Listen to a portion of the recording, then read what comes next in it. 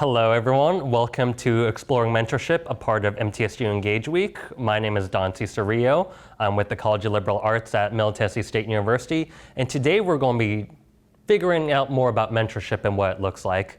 I have with me my illustrious panel here to talk about their mentorship experiences. I'd also like to make one thing clear right off, is that mentorship comes in many different forms. So mentorship will be talked about differently with each person because they have a different set of experiences, different backgrounds. So when you hear mentorship, just think in broad terms because it's going to look different from each person, each profession, and each area. So John, would you mind starting us off with introductions? Sure, yeah. So my name is John Davis. I currently work in the admissions office. And I think the reason I'm up here today is because I worked as a coach for about 25 years and also as a gym manager. So I mentored school-age children, young adults, and then in my current role, I mentor young professionals, including one that's sitting over here right now. So. Okay. Hi, I'm Carmelita. I'm a student here at MTSU in my junior year. I am currently a mentor for the College of Liberal Arts for freshmen and transfer students, and I have gained a good amount of experience through this program, and yeah. Hi, my name is Lauren Babick. I am a rock and metal singer and performer. I've toured all over the world, and I have had so much experience over the 15 years that I've been doing music. I'm both in the traditional industry side of things and the content creation side. So hopefully I'll be able to provide some unique experiences today. Yes, hello everybody. My name is Hector Hernandez. I serve on our transfer admissions team as an enrollment coordinator. Also, I serve on the state executive board of admissions officers and represent their interests across the state as well. And I am a two-time MTSU alum, 2021, and most recently in the summer of 2025 as well. Hello, I'm Libby Green. I am a Murfreesboro native and graduated from MTSU in '78 with my bachelor's and in '92 with my master's, both in history. I'm a retired banker. I was in the banking profession for 24 years. And when I left the banking profession, I entered the volunteer profession. So hopefully I'll be able to talk a little bit about mentorship in both areas. Thank you all. So the first question is, what does mentorship look like in your profession? Okay, I can start with that. So in my current role, I work with not quite entry-level positions, but people that are kind of just finishing their entry-level position. So I think with us, mentorship is basically trying to assist in the growth and development of the people on your team.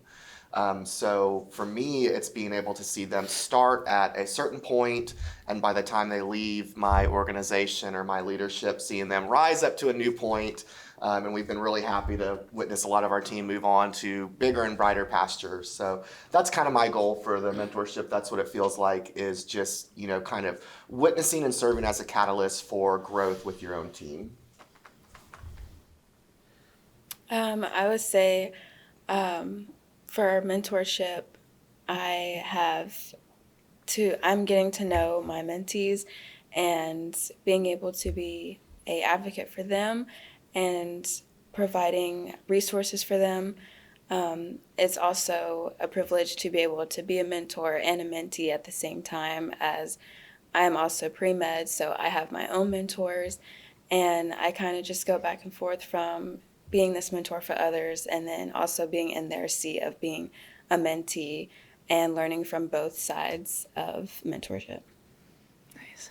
I would say in my line of work in entertainment, it's more informal and also formal at the same time, because I know MTSU has internship programs with record labels and production companies as well.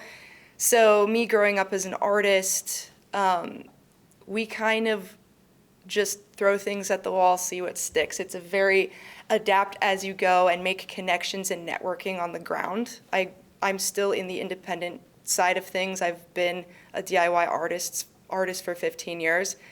So going to events, meeting people, connecting with people, hanging out with them in an informal way, and building connections on the personal level has always been the best way to network. And whether you're an artist or on the back end doing production or audio engineering, mixing, mastering, it's always about, sharing kindness, making connections in real life. And eventually that will lead to opportunities like shadowing producers if you want to mix albums, or if you're on the artist side, meeting producers and meeting A&R representatives from record labels, whether you're going to concerts, whether you're going to mingles, whether you're just going out messaging people on social media. So it's very much a get out there, put yourself out there, being brave, and making networking opportunities for yourself. Yeah, so in college admissions, there's like a twofold program for like what mentorship does look like. So outside the office, all of us as employees from all these different institutions help each other out. So we just tell each other, okay, what does this school look like? What are best practices in the professions? All these professional development conferences help with that.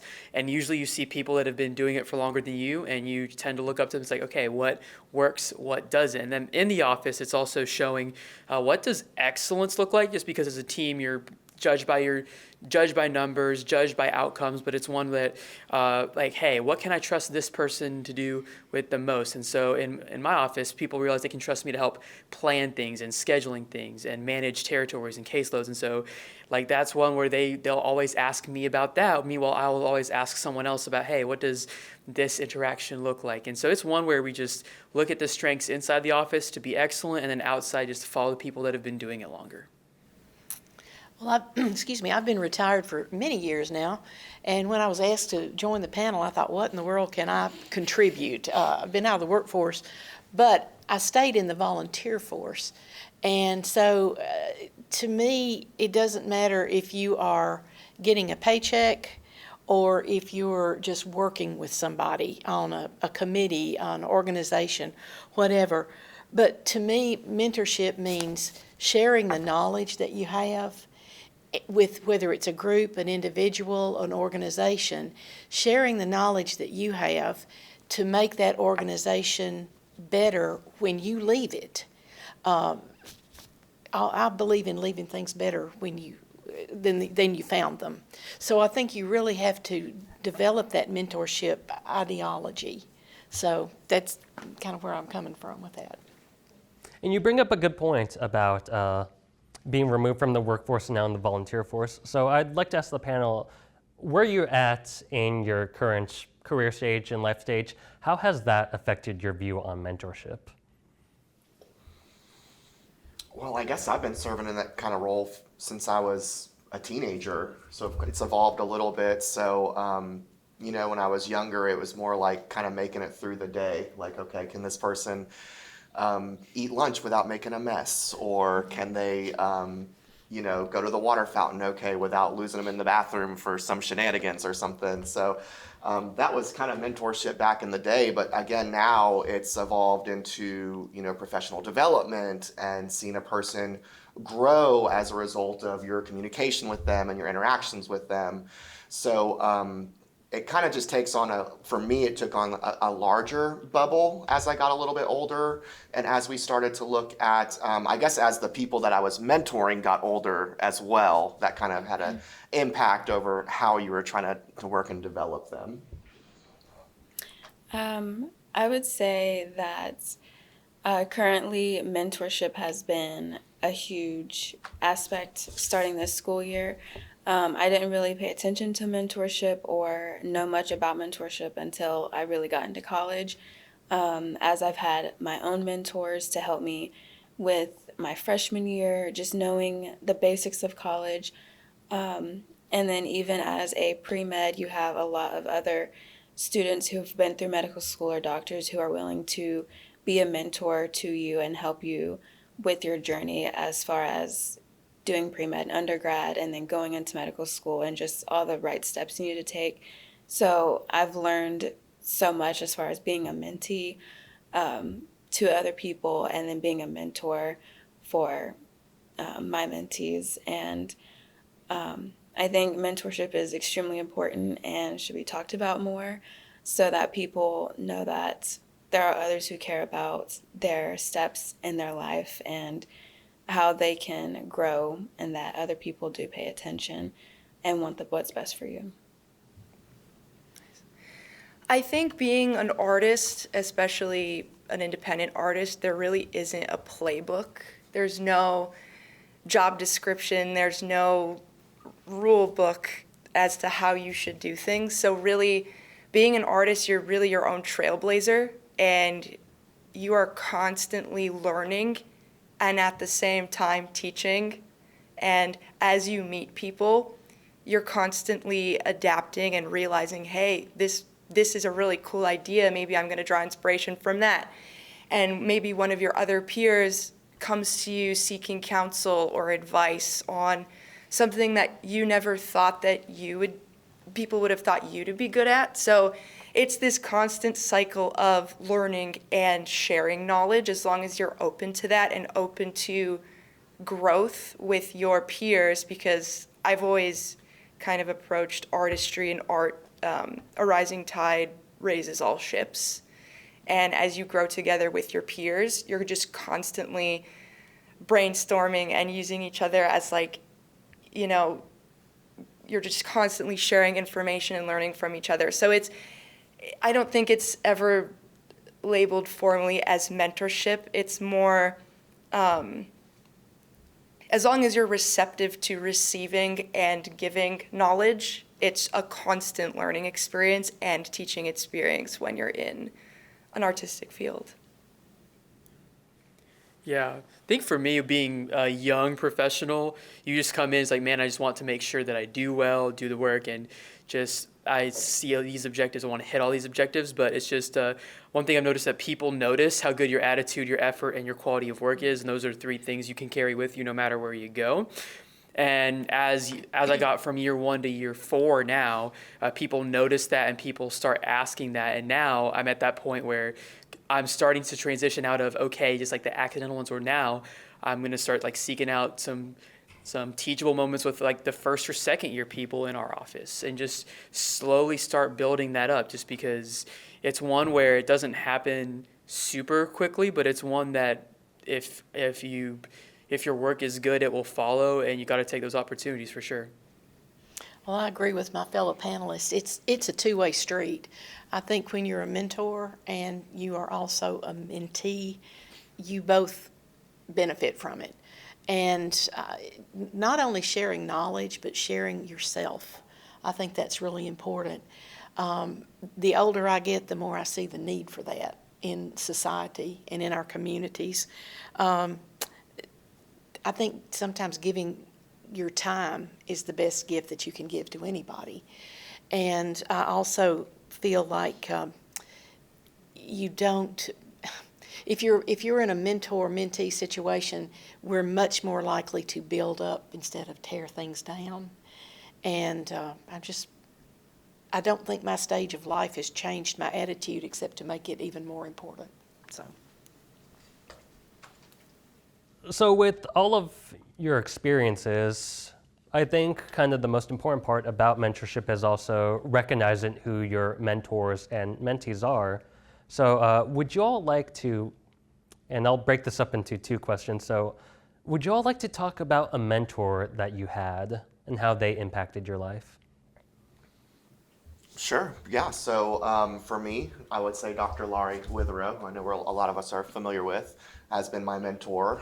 She's the one that got me out of gymnastics and into higher education, so she's a lot of the reason that I'm here. And it's been interesting because when I first worked with Dr. Witherow in the academic setting, she was the director of the Undeclared Advising Center, and since then she has moved up into the assistant vice provost or president of student enrollment services. So I've kind of witnessed her growth. And one thing I'll say that I really appreciate about her is as she has grown and developed, she's been very much not someone who like pulls the ladder up behind her, but basically goes up the ladder and then turns around, reaches down, and then tries to pull her people up with her. And so that's something I've always kind of recognized and appreciated in her. And then, of course, that's something that I've tried to learn from and then work with my staff and my people as well, which is like, okay, well, Dr. Witherow was so generous in how she brought me to the table. The best thing I can do is kind of pay that forward with my staff and then try to give that exact same kind of effort and turn around and make sure that I'm reaching down and trying to lift them up into further success. Pay it forward as I was lucky enough to receive from my mentor. I would say a mentor who has really affected me and helped me, what is actually my pre-med advisor, which advising mentorship kind of go hand in hand. She has helped me a lot with Cassie Piggott. I'm sorry if I didn't say her name. She's helped me a lot with just understanding the steps to take as a pre-med, with reaching out to other schools, with going to events, kind of stepping out of my shell to do shadowing, working on letters and resumes. She's really helped build me up as a person, as a student, as someone who is persevering for a lot more. And she's always given me that comfortable space of, if I need anything, she is there. Or even in times when I had doubts of myself, she helped bring positive vibes to me and encouraging words. And I feel like I've had a lot of support from her, no matter what aspect that I go to her about. And I feel like I have a good support team and that she's definitely part of it. And I feel like it's definitely affected how I have taken my entire pre-med route in like the best way that I possibly could. Yeah. I had the privilege of working with an amazing vocal coach. His name is Chris Lipe, and he is from just outside Denver, Colorado. And he reached out to me asking if I wanted to collaborate on making a full course curriculum on how to learn how to do rock and metal vocals. And we built a course together, but in that, I learned things about myself and my voice that I never thought I would. So through collaboration, it was almost like an accidental mentorship, because he was both my collaborator and my mentor during the filming of the vocal course. So every module we recorded, he would dissect and break down how my own voice worked, and we used that to also teach others. And it was one of the most eye-opening things that I've ever done in my whole life, because it's kind of like Karate Kid.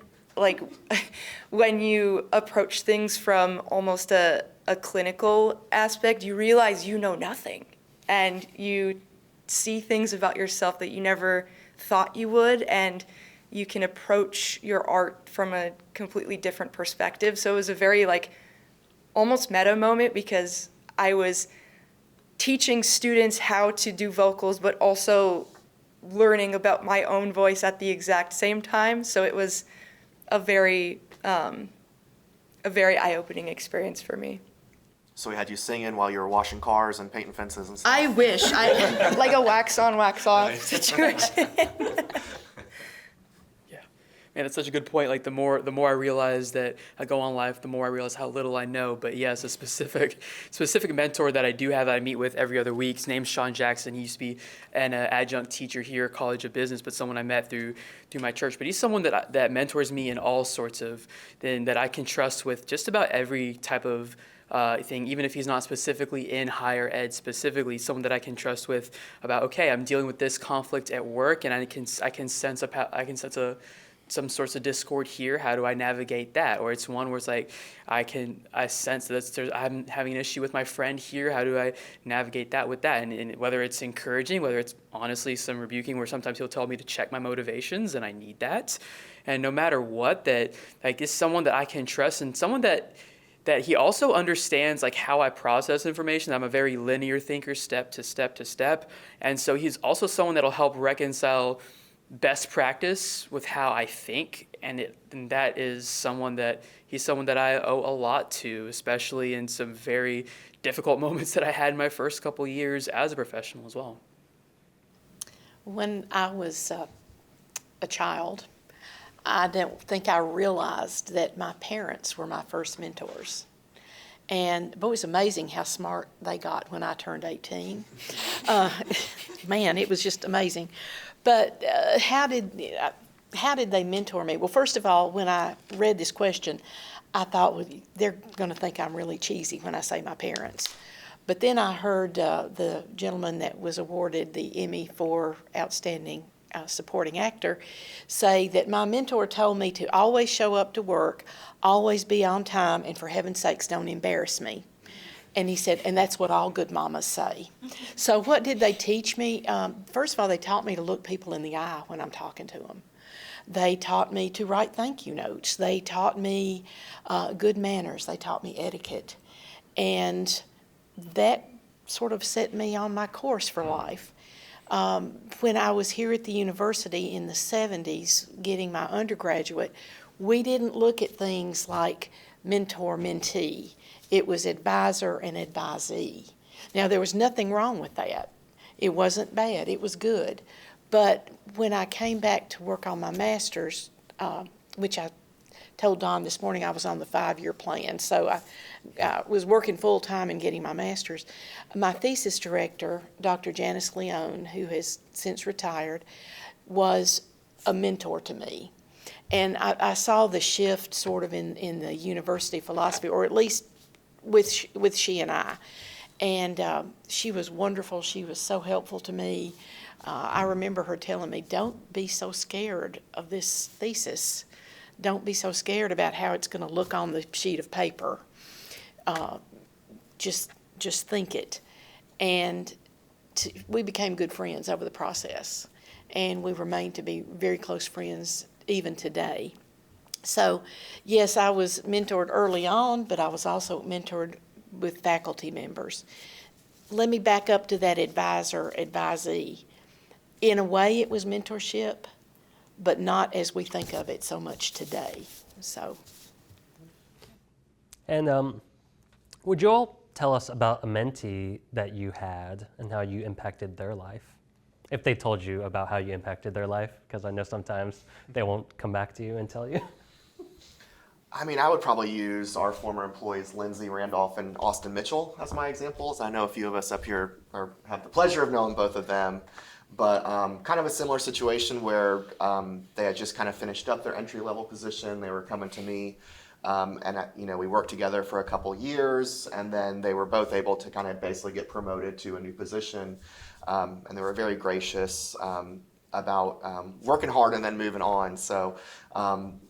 I don't know. I don't want to necessarily take credit for them. They were really great, but I am happy that I was available to kind of guide them along the path that they were already, well established on. And so I guess if nothing else, I just mentioned them because I'm so proud of how well that they're doing now, and kind of witnessing where they started with us a couple years ago, like the person they were when they came in versus the person they were when they came out, and. As their mentor, that felt really good. A lot of pride in both of them. I would say since I've not been a mentor extremely long, I have affected my mentees in a good way of being able to be a familiar face, getting to know them and talk to them and meeting them and knowing their concerns and their goals that they have while they're at school. I'm able to, again, provide those resources for them. Even for my freshmen who they come in here, they don't know anyone, but they're able to meet me and then even see me around campus and just, they can recognize someone. So it helps kind of break that scaredness of going into college or going somewhere new and not knowing anyone. And then knowing that if they see me, they have someone they can talk to. And just letting them feel involved and that they're not alone on the campus and that they can always reach out. So I would say I affected them in that kind of way that they can have a familiar face.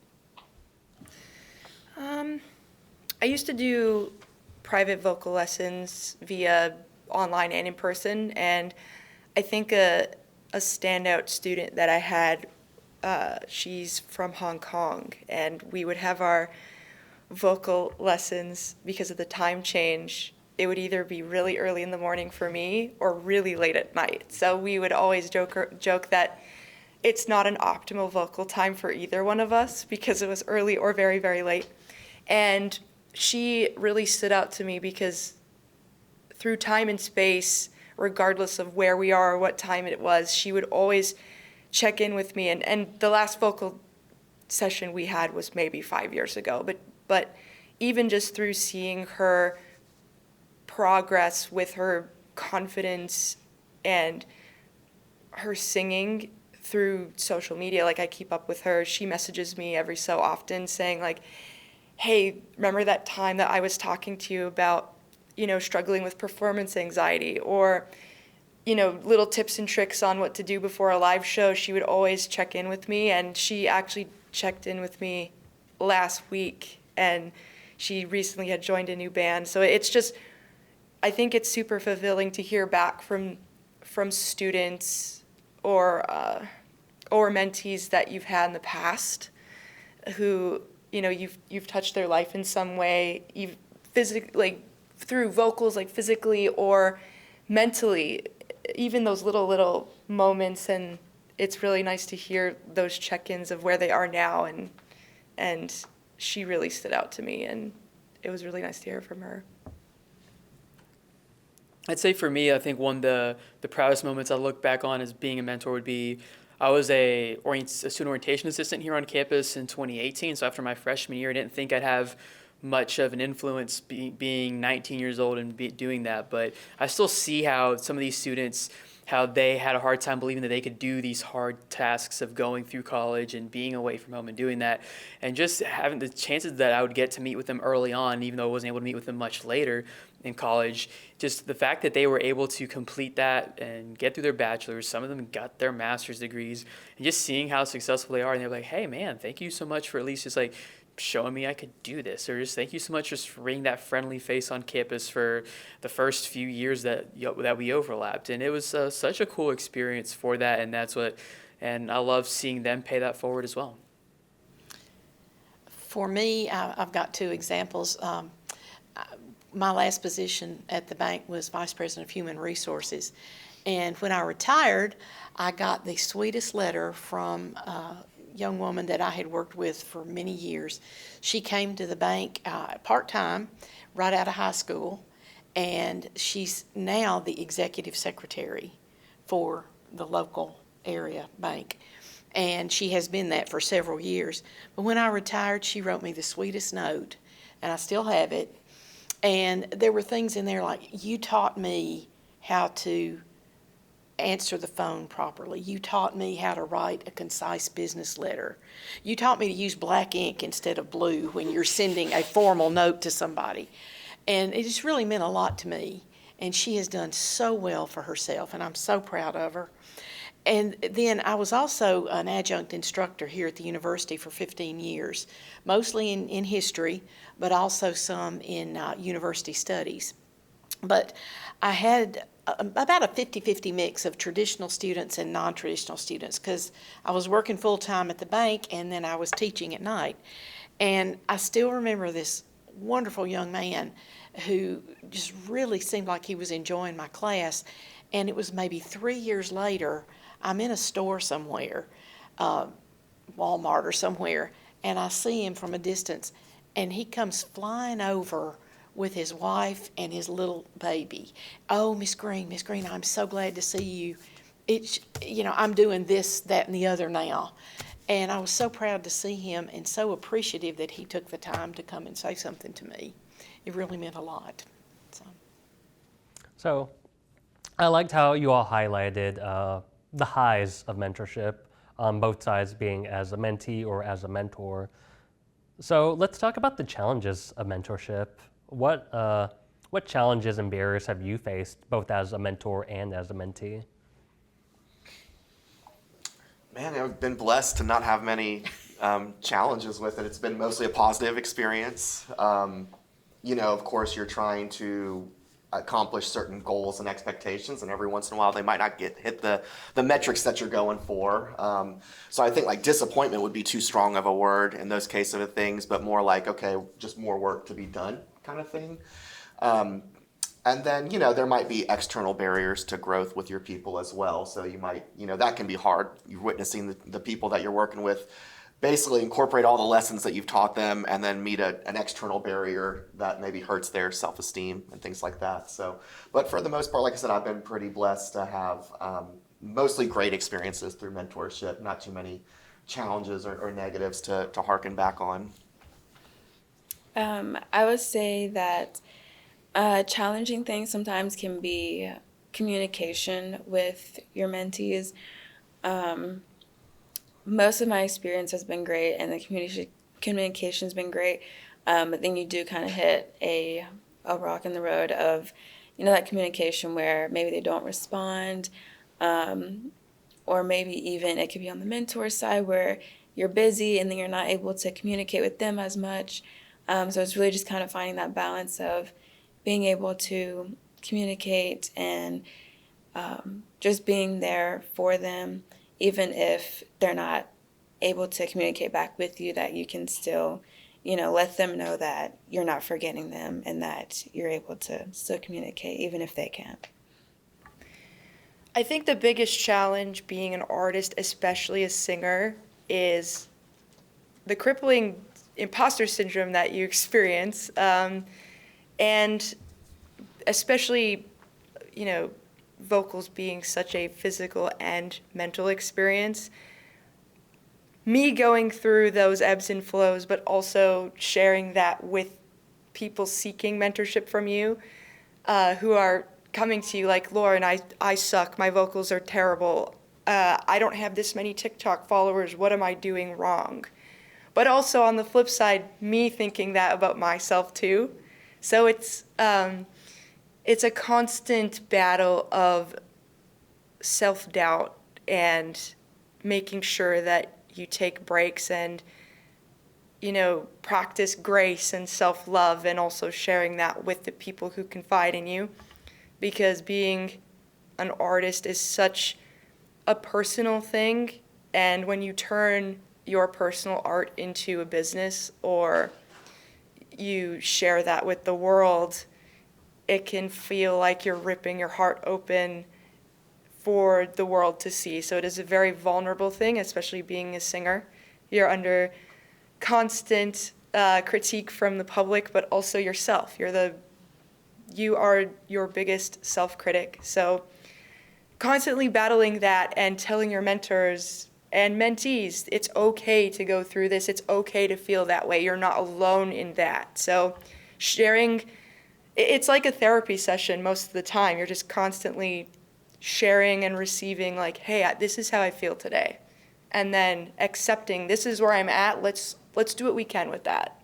And constantly harnessing the journey, climbing on the roller coaster, strapping in and enjoying the ride. So.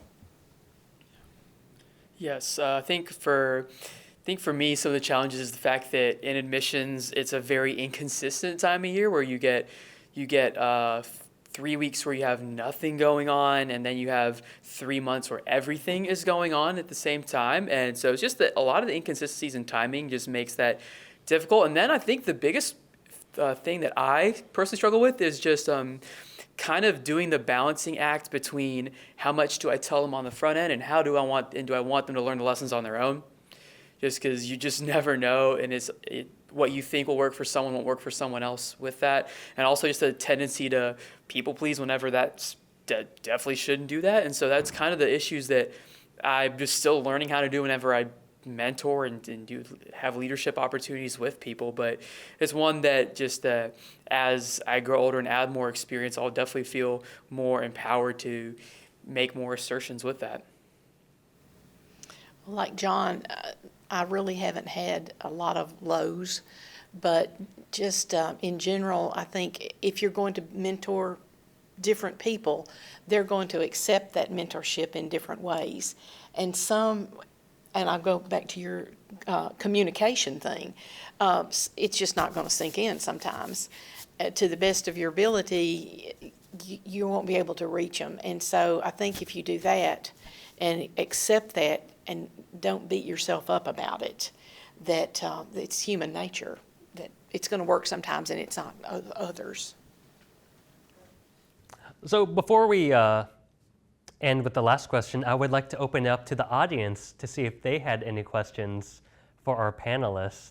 Well, I just want to say thank you all so much for sharing your experiences and your expertise with us. And I was struck by how pretty much all of you spoke about the fact that you're not only imparting knowledge, you are building relationships. And that obviously is so important.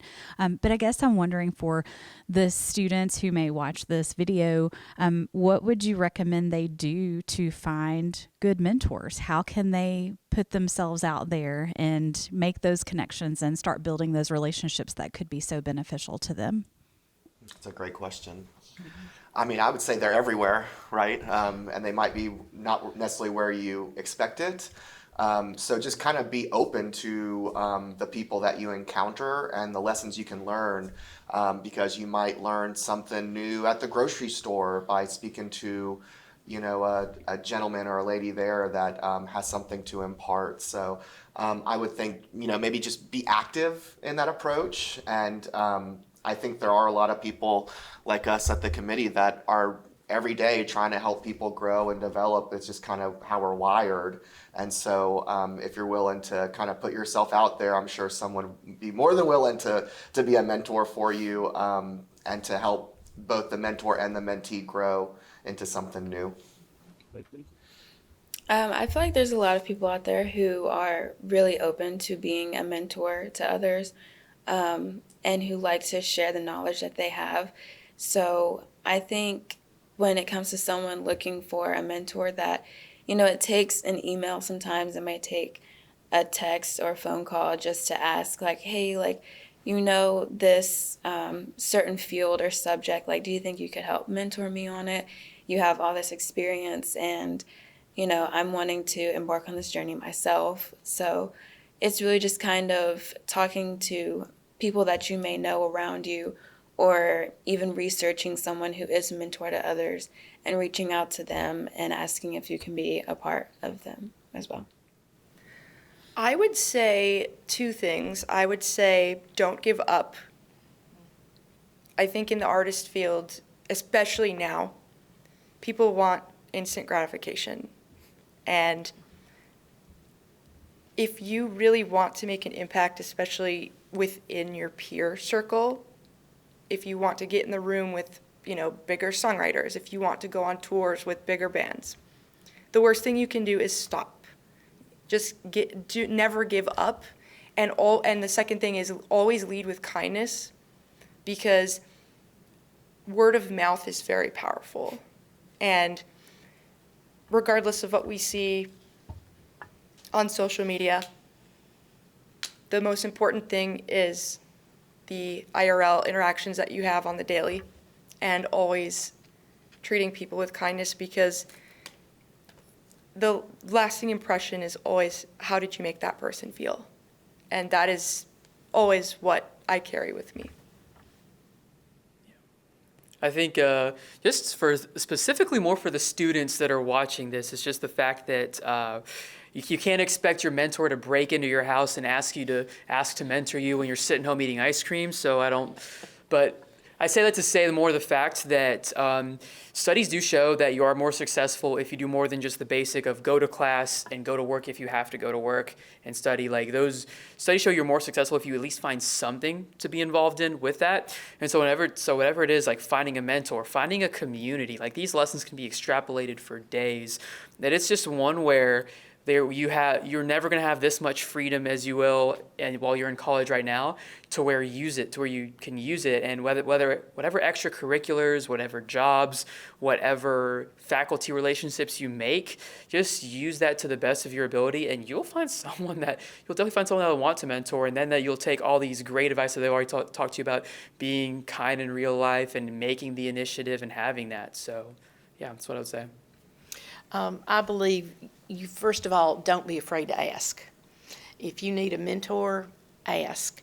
You may not find that person with the first ask that you get. Network, because while that person may not be able to help you, then there's somebody else that they can call or say, can you do this? I just went through this with a young friend, a high school friend, and he needed a mentor, but I wasn't skilled in the subject matter that he needed. So I made some suggestions, and he called the history department, and he got an answer.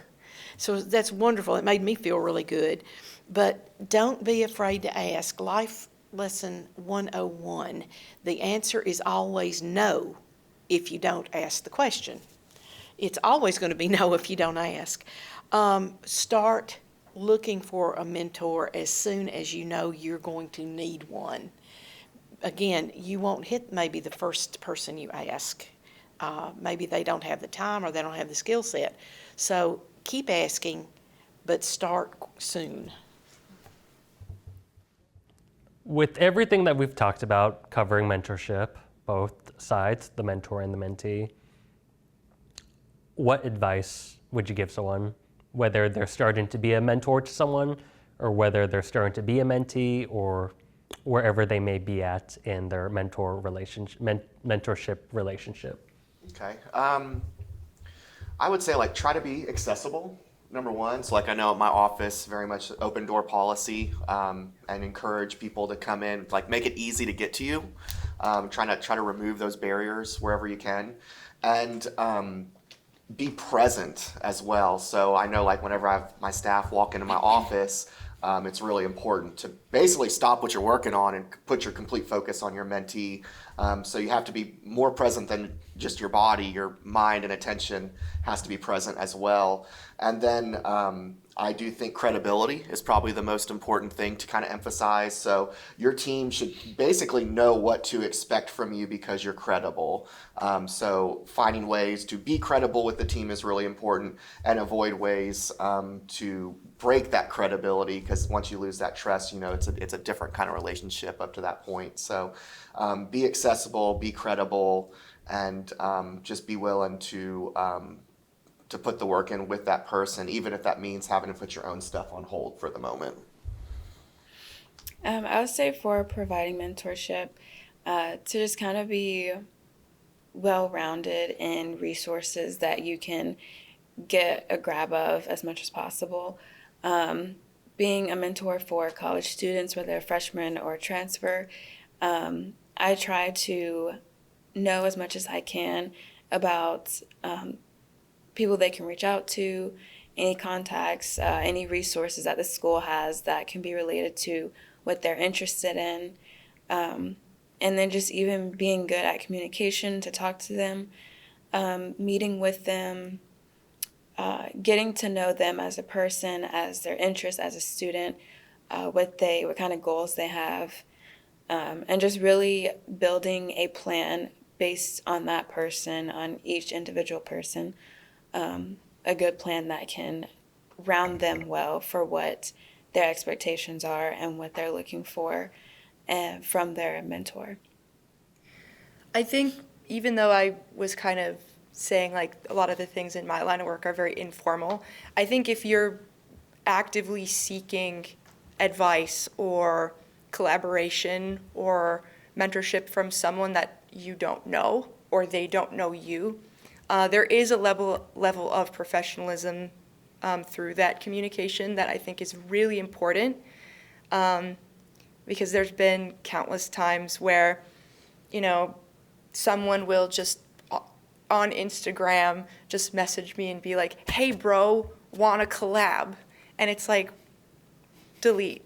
So I think, keeping a level of professionalism through communication, finding the best way, doing your research. How should I go about connecting with this person? Is it through an in-person interaction? Is it through a formal business email? Is it through an artist's manager? So being prepared sort of with your pitch.